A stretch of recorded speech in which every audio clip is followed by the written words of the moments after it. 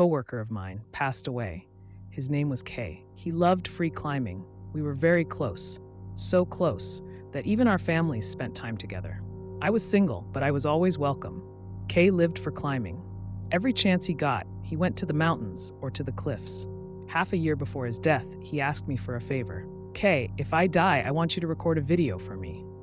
He knew how dangerous his passion was. He said death could come at any moment. And he wanted to leave a message, something for his family. If the worst should happen, I told him to quit. I told him he had a family, but Kay refused. He said climbing was something he could never give up. That was just like him. So I agreed. We filmed it in my apartment. Kay sat on my sofa, a plain white wall behind him, and he spoke to the camera. Hello, this is Kay. If you are watching this, it means I have died. To my wife and to my daughter, thank you for everything. I am sorry for the trouble my selfish hobby has caused. To my father, my mother, and my friends, I know you may grieve, but please don't be sad. I'll be fine in heaven. Though I cannot see you again, I'll be watching over you. And to my daughter, your father will always be watching from the sky, so don't cry. Smile and send me off. Goodbye.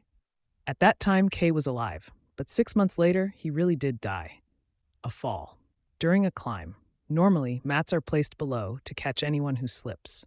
But that day, he fell far outside the zone, and they could not save him.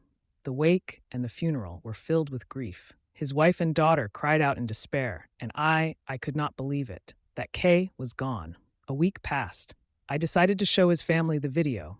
They had calmed just enough. They wanted to see it. So during the 7th day memorial, I played it. The moment I held up the DVD, the relatives began to cry. This will be part of his memorial, they said. Please, play it. So I set it into the player and pressed play. A deep hum filled the room. The screen stayed black for 10 long seconds.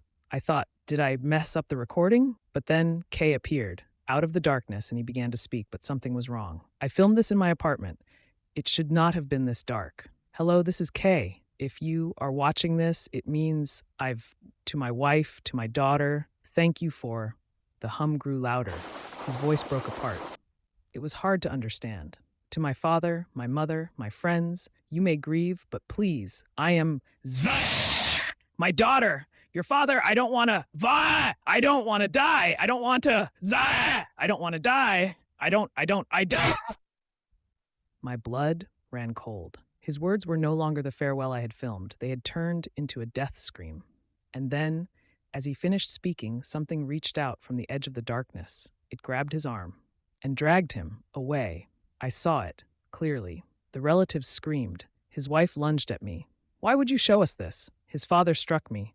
Only his wife's younger brother calmed them, saying, Kay would never make a cruel joke like this.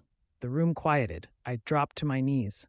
I'll destroy the DVD immediately, I said. The next day, I took it to a nearby temple. But before I could explain, the priest looked at the bag and said, No, we can't handle this. He sent me elsewhere, to a place that performed exorcisms. And even there, they said, You've brought something terrible. The priest, a kind of medium, told me this. Kay had already been pulled into hell at the moment the video was filmed. Why he lived for 6 more months, no one could explain. By all rights, he should have died right then.